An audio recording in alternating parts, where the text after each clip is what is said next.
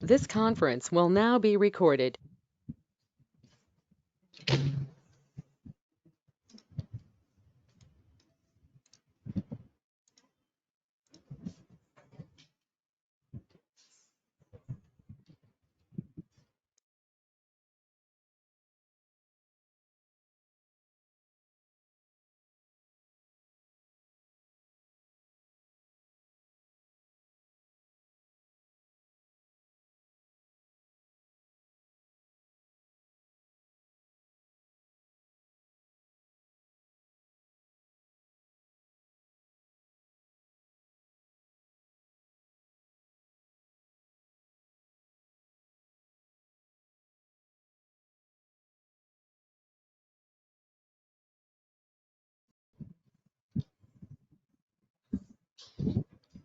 Good morning, all.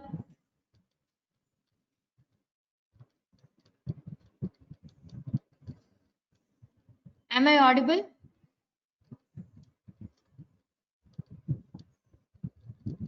Yes, ma'am. Yes. Okay, now you can stop the attendance. You can give me at the end. I suppose how many of you have attended? 77. That's good to go. I'll start the class. Okay. In the last class, we have seen about gut microbiome and its relation to diabetes mellitus and insulin resistance. Okay, this is a continuation topic of the previous one. This is fecal microbiota transplantation. That is indicated in certain cases. Even the previous, we discussed like how is it like the gut and brain are interlinked or communicating with each other with a microbiome. Today in this class, we will see if there is some disturbance in the microbiome, how you can correct it apart from the generalized therapy which we give for any other specified disease. Apart from that, in certain cases, we do the fecal microbiota transplantation, like just like stem cell transplantation. There is something called as fecal microbiota transplantation also. These are all the new emerging fields as we discussed in the last class. In this class specifically, we will discuss about the procedure, how do we do the thing or fecal microbial transplantation, and what are the indications apart from the two we discussed in the previous slides. Okay. Goal and effects of fecal microbiota transplantation. The main goal of FMT is to restore the normal bacterial flora in a dysbiotic colonic environment. What is dysbiotic colonic environment? Whenever you have diarrhea or whenever there is some colonic injury, mucosal injury, in form of a toxin mediated or bacterial mediated or viral mediated. Whenever that thing is happening in the colon, there is some change in the microbia which are present as commensals in the colon or our GI system. Whenever that commensals are disturbed, it means that our entire gut system is devoid of certain bacteria which are necessary. Whenever that thing happens, like when there is some imbalance between the commensals, when the commensals are very low, the other pathogenic bacteria, which might be in very low number, doesn't have a competition and they grow very rampantly and they can establish themselves. The pathogenic bacteria can start growing in our colon or GI system, and then they can lead to more of the existing problem, or they can per se create the individual problem like diarrhea and etc. So, for example, a good example for whatever I told you now is Clostridium difficile infection. When a patient admits in a hospital, in most of the cases, there is indication for antibiotic. We start them on higher antibiotics, or we start them on antibiotics. Depending on the case, we go to the higher antibiotics. So whenever we are starting on antibiotics, what is happening?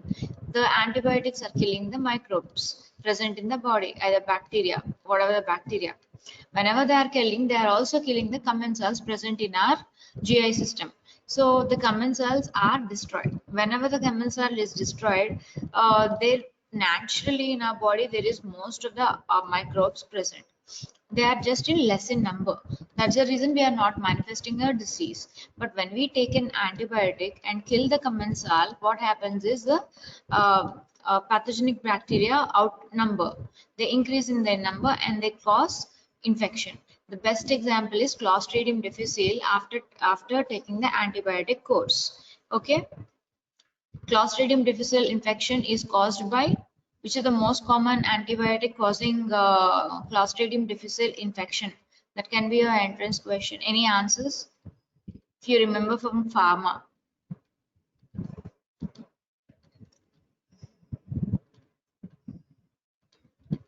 Most of the antibiotics cause. Tell me one, okay, if not the number one, tell me something which you know, which can cause Clostridium difficile infection. Any answers, please? You can put in the chat box.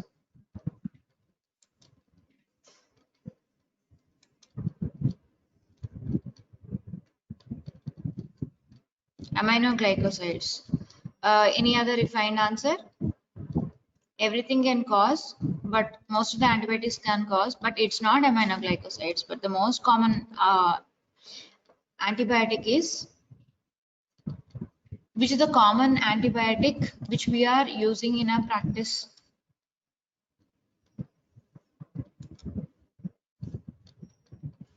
Fluoroquinolone.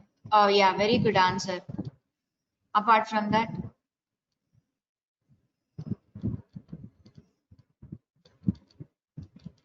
fluoroquinolone is a correct answer, but still the one which we are using commonly is ceftriaxone, cephalosporin. So cephalosporin is better considered as the number one organism causing it because we are using more in number.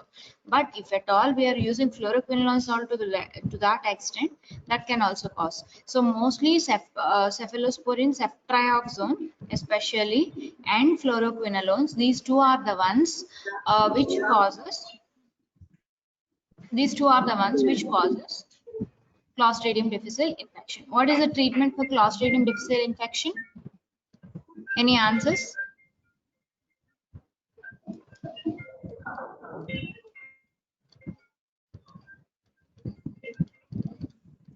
Treatment for Clostridium difficile.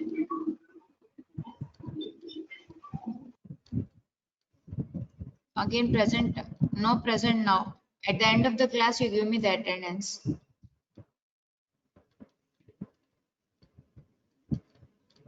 Am I getting any answers? Treatment of Clostridium difficile infection. That should be one of your fancy question in your pharmacology. So I think you remember that.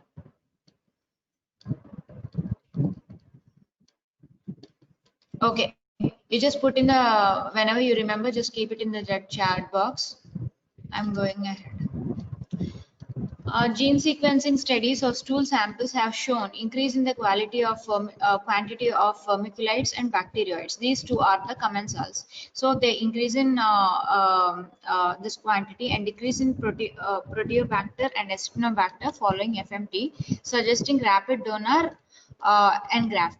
So this is the one which is telling, like, once we have done FMTU to a patient and you have collected his fecal sample, then you can find that commensal bacteria, which is transplanted from other person to this person, has showed more number of commensals. Commensals are like vermiculoids and bacteroids. They have increased. Whenever they have commensals are increased, the pathogenic bacteria like Proteobacter and Acinetobacter have decreased in number, which is very ideal for the situation of either Clostridium difficile infection. Okay, so how do you screen for the, how do you do the procedure of FMT? First, like any other case here also, you take the history, and if you consider this is the case, to be given for FMT, then you do the donor stool testing. Once you have done the stool testing, the serological testing is also mandatory. Following that, and you go for the recipient. Okay, first donor is important because you are transplanting his microbiota to the recipient. So everything about the donor is important. It's not just about the stem cell transplantation or liver, kidney, and solid organ transplantation. For everything, you need certain important prerequisites which should be matched by the donor. Then only you take his sample. Okay. In the same way for FMT also we consider that. History. Has the donor received antibiotics in the past 3 months? Why are we interested in that? Because antibiotics destroy the commensal bacteria, so we don't want it. And has the donor been incarcerated, gotten any tattoos or body piercing within past 3 months for any viral infections because of the above? Does the donor have a history of chronic diarrhea, constipation, IBD, IBS, colorectal polyps, cancer, immunocompromised state, morbid obesity, metabolic syndrome, atopy, and chronic fatigue syndrome? All the diseases which I told you now are some ways linked to the microbiome. So whenever the patient is having these particular disease, it means that his microbiome is compromised. So you are not willing to take the sample from a compromised patient. So these are the ones which can make a patient compromised. So you better go for other patients where these things are not compromised. And does the recipient have any allergy? If so, the donor must not ingest these items for at least several days before FMT, because whenever there is allergy, the allergic response, you have the diarrhea, which can cause the imbalance in the microbiota of the gut. So it's better to avoid during those periods and take it when patient is off the allergy, or else consider other patient. This is the important history-wise item things which you need to ask the donor. Once you think like patient is not having any of these, then go for the donor stool testing. What should you be testing for the testing?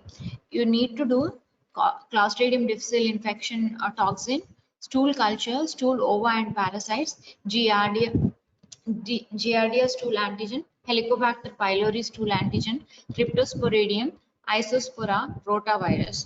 These 8 are the ones which are going to disturb again your bacterial environment. So you need to do these 8 important. Apart from this, whenever you find some other thing, you can find it out in the stool culture. So any infection, if present, it is a contraindication. If patient is off the infection, then you can think like he is fine and go with the FMT.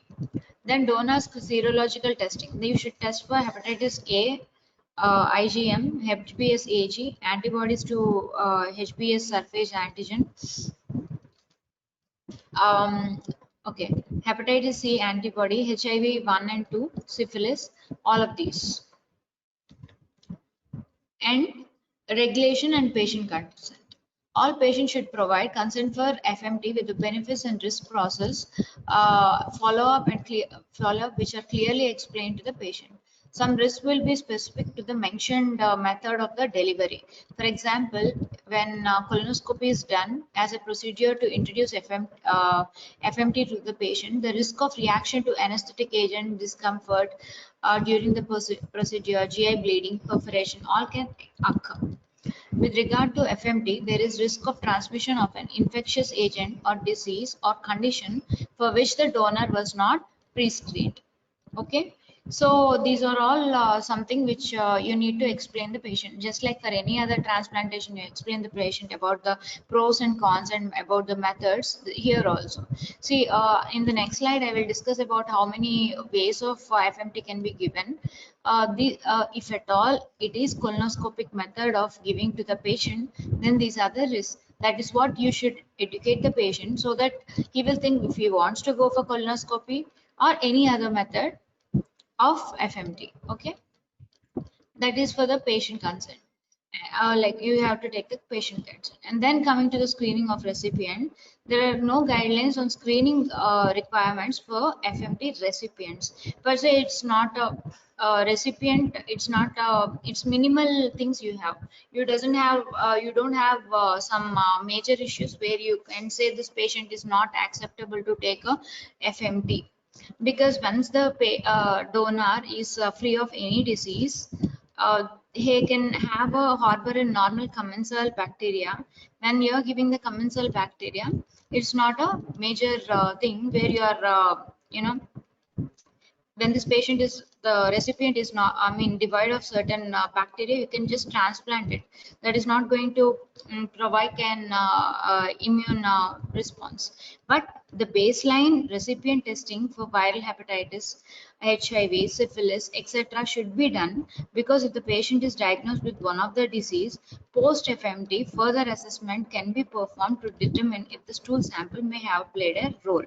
Here they are not telling contraindication to those, but they are telling you need to know the difference between before and post. And this FMT transplantation, whenever you are doing, what is the procedure you take to do this, to give to the patient? See, firstly, we will discuss about the method, and then how we are going to do it, we will discuss. The methods are, you can give it in the oral, nasogastric, nasojejunal, nasoduodenal form, or colonoscopy, or enema, or capsule form. But oral or nasogastric form, what happens is, the advantage is it avoids sedation and it is very low cost. Anything you take tablet oral form, it is fine, right? So it's of low cost, and but the disadvantage is, if at all nasogastric tube, then you will have the tube placement, which can cause a disadvantage, I mean, problem to the patient. And because of that, there can be risk of vomiting and aspiration. And also, once you are in a feeling that you are going to take the fecal microbiome in a capsular form, obviously it causes some discomfort to the patient, which can lead to mentally, like the way of stigma and all, that can lead to vomitings, and which can finally lead to aspiration. So you need, I mean, that should be taken care of, or patient should be educated regarding it, so that he can take the oral form in a better way. Or inability to evaluate mucosa or take biopsies. Those are because if colonoscopy, you take the sample and then you introduce a microbiota. So you know before and after what the microbiome is. Oral, when you're taking in a tablet form, there is no, again, if you want to take the mucosa, it is an again an invasive form. That is a disadvantage. And then coming to colonoscopy, ability to evaluate mucosa and take biopsies is a main advantage, but most effective route of treatment of recurrent Clostridium difficile infection. See, this is recurrent Clostridium difficile. And disadvantages, it is invasive and generally it requires sedation. As it is colonoscopy. Standardized risk of colonoscopy, there can be discomfort, perforation and bleeding, and it is also expensive. And then coming to the next mode, that is enema, where it is less invasive and can be administered in office setting or at home. There is no sedation required, and it can be of low cost and more easily be repeated. And disadvantages, donor stool does not reach the entire colon and limited to the left side of the colon. That is the main disadvantage of it. Less effective than other routes of for recurrent Clostridium difficile. So whenever you are seeing recurrent Clostridial, you go for colonoscopy, which is otherwise, if it is initial stages or first time, you go for oral form. And capsule form, it is less invasive and can be administered in the office setting, and there is no sedation risk involved. Disadvantages, it is expensive but eliminates the cost of endoscopy. Less effective than colonoscopy for recurrent Clostridium difficile. So recurrent Clostridium, remember, only colonoscopy. Large capsule burden and risk of vomiting and aspiration can be there, as it is also a oral form. Then coming to how is it related? Once you take a related or unrelated donor, you take a donor, you take the sample for him, sample from him. whom you consider to be an healthy person who is having a who doesn't have any GI system abnormalities, and whom you think the commensals are harbored well. And then you mix the stool, and actually you mix the stool with the saline. Once you add the saline, you just shake or blend it, and then gauze it, and then you get a sample which can be loaded into syringes, and these syringes can be delivered to the patient through oral colonoscopy or enema form. That is one method. Otherwise, when you don't have a lab where you are doing all this procedure, then you can get the microbiota from the stool bank.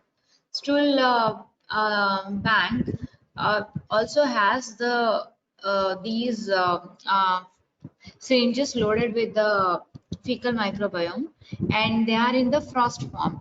You need to take the sample and defrost the sample and load the stool into syringes or attach the bottle to water jet for colonoscopic delivery. Or you can take the this capsular form, which can be delivered orally. So you can get the form either directly by doing in your lab, or from the stool bank, or from the capsular form. The first picture is a blender where they are mixing with the saline, and the other one B is like syringes loaded with FMT, and C through colonoscopy you inject it, or like you place it in the area where you are tracking off. And currently there are three main methods of obtaining donor stool sample. Stool sample from an unrelated or a related local donor. Stool sample from a stool bank, generally shipped frozen on the dry ice overnight, frozen and encapsulated stool form. See, because everything is here, we require it for the commensal bacteria. You don't want to kill them. You want to you want to give the other person or the recipient the commensal bacteria. So it's not that we are destroying bacteria, we are just preserving them and then injecting it to the other person who requires it. Stool is pre-screened either locally or at a stool bank before shipment, and the latter provides a unique identifier that can be tracked back to the donor if necessary. Additionally, stool banks may retain a sample of donor stool for freezer storage for future studies, or if the recipient develops a rare infection following FMT. So that is how, if it is important, or like stool banks are much reliable compared to the directly obtained form. Local donor stool is obtained with a plan to transplant in less than 8 hours. So whatever we discuss the procedure, within 8 hours they should be injected. Stool is mixed with a normal saline and vigorously shaken to ensure good mixing. Blenders have been used but will likely need to be discarded following the stool preparation unless there is a method of disinfection. Mixed stool is passed through a filter or a gauze to remove the large particulate matter that can clog the colonoscopic channels. Stool is then drawn up in 60 ml syringe, generally 4 to 5 in number, and are administered to the patient. There is no guidelines for how much of feces to be delivered through although many agree that at least 50 grams or 250 ml of diluent should be adequate. A stool bank collects stool from a set of persons, donors, prepares and divides it into stool, and freezes aliquots of screened stool that can be shipped overnight to the healthcare facilities. It also eliminates the need for the patient to ask a friend or a relative to provide stool sample. As the person would also need to be screened as prescribed previously, a stool bank donor removes the step and avoids associated costs. Following or before FMT, administer 1 dose of loperamide. The patient is placed in a reversed Trendelenburg position up to an hour with the goal of retaining stool in the colon as long as possible. At the time of discharge, it is recommended to home disinfect all the surfaces with water, bleach cleaners, 9:1 ratio, or sporicidal agent approved by the Environmental Protection Agency, and the patient should be followed up to assess for the efficacy and adverse events. There has also been the development of frozen or encapsulated form. The capsule form developed by Open Biome Medford MA uses use green donor stool sample inside a size 0 capsule, which is then placed inside a size WHO capsule and frozen. Studies have been performed with the tryptin blue demonstrating an average of 115 minutes elapsing before the capsule opens up, although time to pass through the acidic environment of the stomach. That is a time period. The capsules are unique in their patent microbial emulsion matrix technology, using long-chain fatty acids as a carrier matrix to ensure the delivery of the live microbial community. So FMT capsule must be stored at 20 degrees or below and must be swallowed by the patient in less than 90 minutes from the freezer removal. Okay. So one thing here among these, this either you don't remember also. If you once go through, you remember everything. Only thing you have to remember is different modes of delivering the FMT. Among those, if it is recurrent, go for colonoscopy. Initial, go for oral or capsular form, that you remember. And following that, what you remember is if you are either taking a live donor, or you can get from a stool banks. Better is stool banks because already they have done all the examination and investigations. So after that, the other one is how much amount of FMT is needed to be having a good result. That is 50 gram or 250 ml diluent. And then the other thing they can ask you regarding is like the transit, your this 115 minutes is a time when the capsule opens up, and also because it takes that much time for it to pass through the acidic environment of the stomach. And also FMT capsule, usually they are stored at 20 degrees or less than that, and they should be swallowed by the patient less than 90 minutes from the freezer removal. Otherwise, the bacteria or like the commensals can be destroyed. These are the things which you need to remember in this. Other than that, yeah. Then coming to short-term or potential long-term adverse effects of FMT. Short-term effects are minor abdominal discomfort, bloating, flatulence, diarrhea, constipation, vomiting, transient fever, etc. can be there. And then coming to the serious effects, there can be complications of endoscopy, perforation and bleeding, and aspiration effects related to sedation, endoscopy or colonoscopy. Transmission of enteric pathogens, peritonitis in a patient undergoing peritoneal dialysis, pneumonia, IBD flares, etc. of them have been noticed. And the long-term effects are transmission of unrecognized infectious agents that cause illness later, like hepatitis B, HIV, that can be missed out. And then induction of chronic disease based on alteration in the gut microbiota, like obesity, diabetes, atherosclerosis, IBD, colon cancer, non-alcoholic fatty disease, IBS, asthma, autism, etc. Okay. See, though the patient, if you initially be screened out the patient or like the donor, that they should not be having any of these. If at all they are having these, yeah, they are not ideal candidates to be taken fecal microbiota from, because there is something called as fecal microbiome or like gut microbiome, which is different in all of these disease, or which is something having its own gut-brain axis leading to diseases, either even in the Alzheimer's also. So all these cases, it's better to avoid fecal microbiome transplantation or like taking the sample from. Coming to IBD, 1 minute.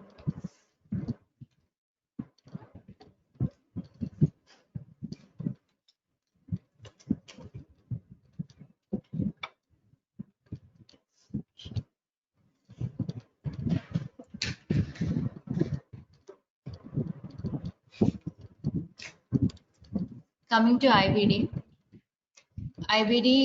like ulcerative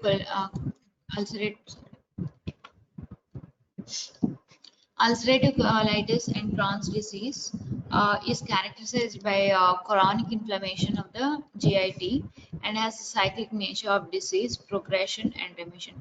During the periods of disease activity, flares, patients may present with diarrhea, nausea, weight loss, loss of appetite, fever, and abdominal pain. The cause is multifactorial, either due to imbalances in the intestinal microbiota, gut epithelium, and immune system in genetically susceptible individuals.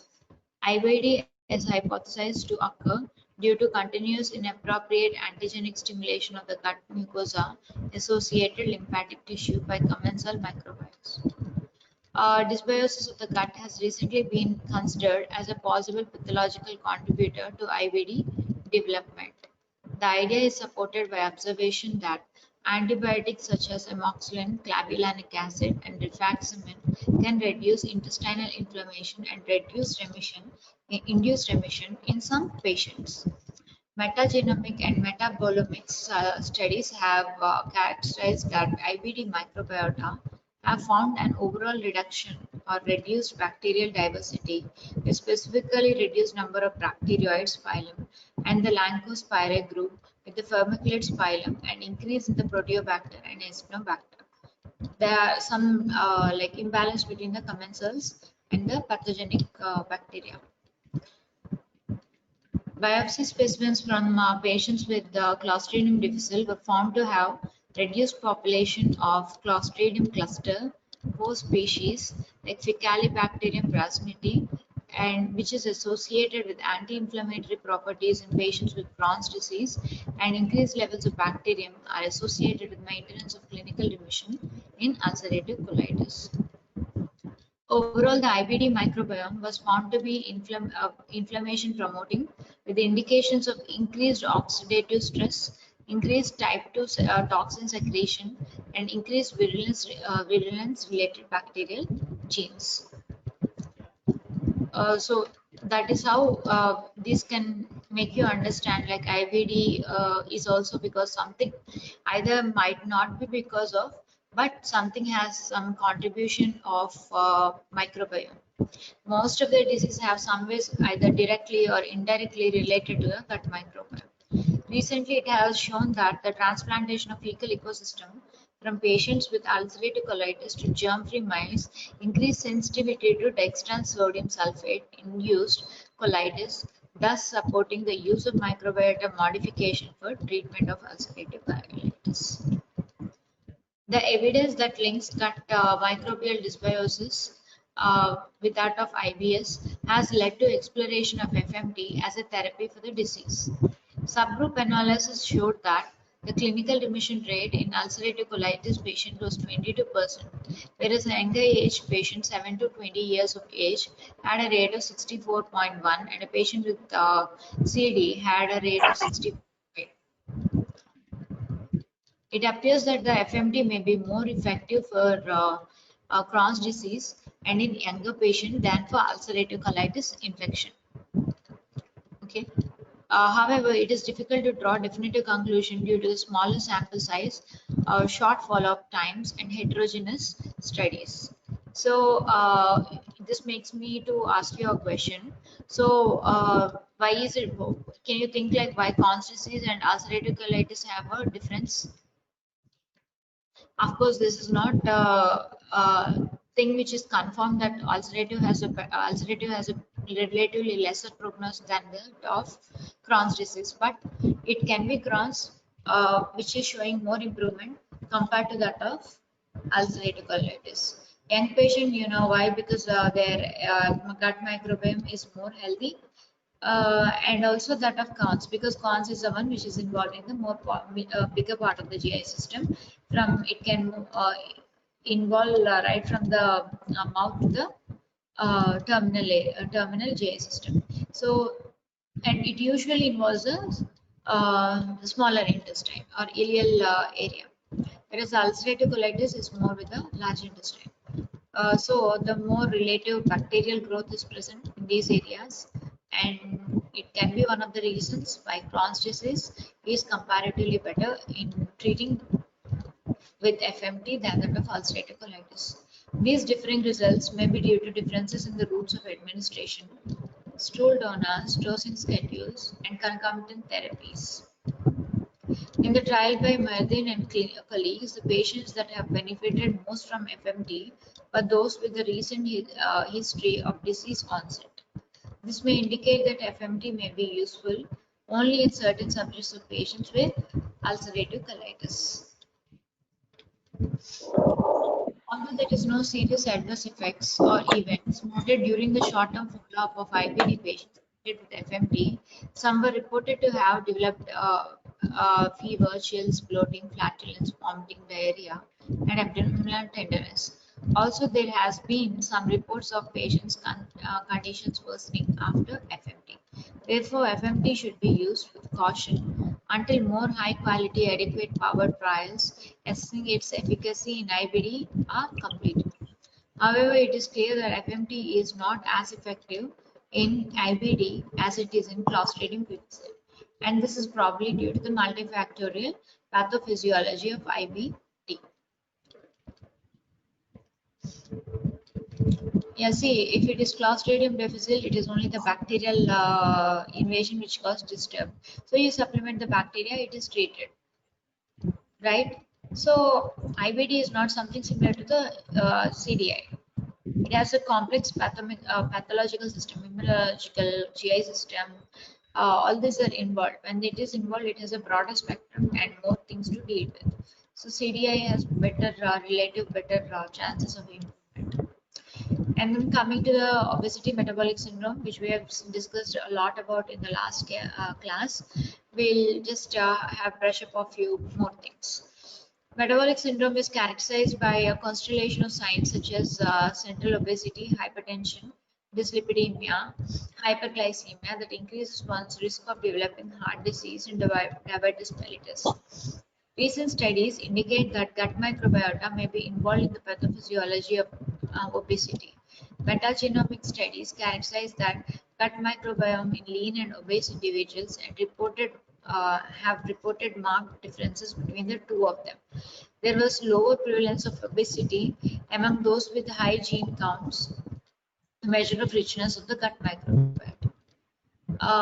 Obese individuals were found to have a relative abundance of genes involved in the hydrogen and methane production and relative decrease in the genes associated with hydrogen sulfide production. The altered microbiota found in obese individuals increase in the vermiculoids to bacteroids ratio may be predisposing them to obesity through increased energy extraction or possibly through an interaction with the gut-brain axis, leading to decreased energy output or through influence in satiety.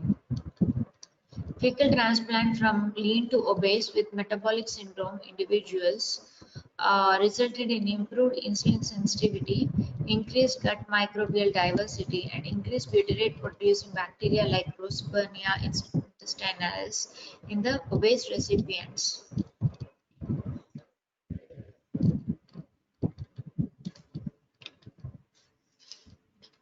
Functional gastrointestinal diseases are most commonly diagnosed gastrointestinal diseases.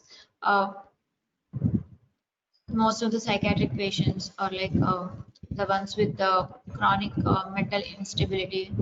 Most of the cases you see the GI complaints or even the IBS. They are characterized by presence of GI symptoms with the absence of any identifiable anatomic or biochemical abnormalities. IBS is most prevalent form of functional gastrointestinal disease and affects 10 to 15% of the population. IBS has deleterious impact on the patient's quality of life and places an economic burden on the healthcare system. There are 4 subtypes of IBS based on the dominant symptoms experienced by the patient. IBS-D is diarrhea predominant, IBS-C is constipation predominant, IBS-M is mixed diarrhea and constipation type, IBS-U is for those who are not typed or unsubtyped. The pathophysiology is not clearly defined, but it involves a visceral hypersensitivity, altered barrier function, and altered gastrointestinal mobility, and an altered gut-brain axis. There have been small limited case studies series published demonstrating the use of FMT to treat the functional gastrointestinal disease and also IBS. One study administered FMT to 45 patients with IBS having constipation via colonoscopy and subsequent retention enema, and found that 89% of the patients have immediate symptomatic relief, while 60% sustained benefit in 9 to 19 months. Another study administered FMT to 13 patients with IBS, 9 with the IBD, 3 with IBS, IBSD, and IBSC, 3 with IBSC, 1 with IBSCM via esophagogastroduodenoscopy, and found that 70% have symptomatic relief in 6 to 18 months. It appears that FMT may have a therapeutic effect for the treatment of functional gastrointestinal disease. However, the conclusion cannot be made because the available data are extremely limited and are susceptible to bias because this is an emerging field which has started recently. There is no much data regarding all of these. Well-designed trials should be pursued to determine whether there is need for a link between the gut microbiota and functional gastrointestinal disease. It's not just the GI diseases, there are non-GI diseases also where FMT can be done. FMT can also be used to treat diseases other than GI disorders in which the gut microbiome is disturbed. There are preliminary reports on use of FMT therapy in wide range of disorders, including Parkinson's disease, fibromyalgia, chronic fatigue syndrome, myoclonus dystonia, multiple sclerosis, obesity, insulin resistance, metabolic syndrome, and childhood regressive autism. RCT of FMT in 18 male patients with metabolic syndrome showed that patients who received fecal microbiota inclusion from a lean male donors reported a marked increase in insulin sensitivity and levels of bitrate producing intestinal microbiota after 6 weeks infusion, whereas no significant changes were seen in the control group. And these are the list of diseases which are associated with the altered intestinal microbiota. The GI diseases are polylithiasis, colorectal cancer, hepatic encephalopathy, idiopathic constipation, inflammatory bowel disease, irritable bowel syndrome, familial Mediterranean fever, gastric carcinoma and lymphoma, recurrent Clostridium difficile infection. Other non-GI causes or non-GI disorders with altered microbial environment are arthritis, asthma, atopy, autism, autoimmune disorders, chronic fatigue syndrome, diabetes mellitus, insulin resistance, eczema, fibromyalgia, high fever, hypercholesterolemia, ITP, ischemic heart disease, metabolic syndrome, mood disorders, multiple sclerosis, myoclonus dystonia, non-alcoholic fatty liver disease, obesity, oxalic acid, kidney stones, and Parkinson's disease. All of these have some alteration in the gut microbiome. See, you can see like right from the CNS disorders, it is having even the some rheumatological disease also, which can be related to the altered intestinal microbiota. Special populations. There are other groups that warrant special attention when FMT is being considered. They are either elderly or pediatric population. The increased prevalence of CDI in elderly population older than 65 have been well established, and mortality is also greatest in this cohort, with more cases of severe and complicated or recurrent Clostridium difficile infection. Given this older population often has a number of serious comorbidities. There is increased scrutiny in performing FMT in these patients. Agarwal and colleagues, 50 others, who performed a multicentric retrospective study evaluating the efficacy and safety of FMT in 146 patients aged 65 or older. There was a mix of patients with recurrent severe or severe complicated CDI. Primary cohort was established in 82% patients with recurrent CDI, 91% in patients with severe CDI, and 66% patients with severe and complicated CDI. There was no adverse events, but there was a total of 6 hospital admissions for diarrhea recurrence. There is substantially less evidence for the use of FMT in pediatric population. In conclusion, FMD is clearly a highly effective therapy for managing recurrent Clostridium difficile infection, with ongoing studies to determine if there is a role in the other disease. The rise in popularity of FMD and newly found focus on the microbiome and its role in health and disease make for an exciting future in the field of gastroenterology and infectious disease. Okay, so finally, the thing is FMT can be advised, or like you can prefer, or you can think in terms of many cloud of diseases. But the thing is right now we are practicing it frequently for recurrent Clostridium difficile infection. So that is with the FMT. So last class I covered about the microbiome, and today it is about the transplantation. So that is for today's class. Any doubts?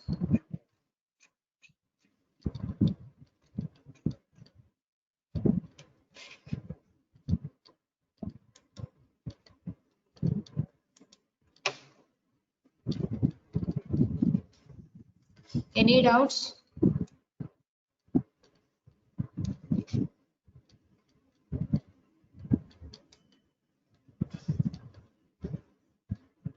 I think I asked you some questions sometime before. Any answers? I didn't get an answer. What did I ask you about?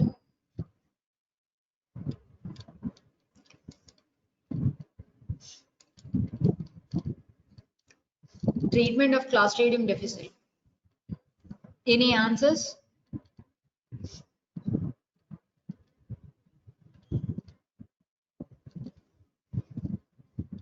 Very good. What is the mode of, how do you want to give vancomycin? Oral or IV?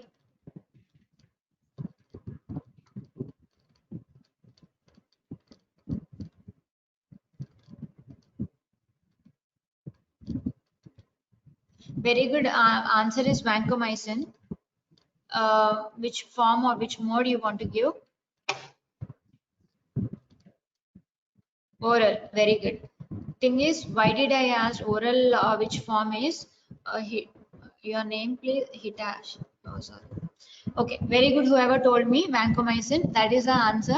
See, vancomycin and metronidazole both can be used, but the thing is, both can be used orally. But sometimes when the patient is not able to tolerate orally, then you can't give metrozole in a IV form. You can give vancomycin in a intravenous form or a parenteral form. Okay. So if the patient is okay enough to take oral form, you can try either vancomycin or a metronidazole. But if it is like he can't take it orally, he wants a parenteral form, then you go for vancomycin. Okay. So any other doubts or something you want to ask?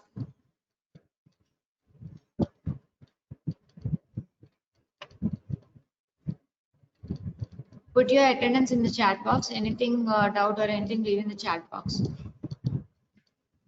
Thank you.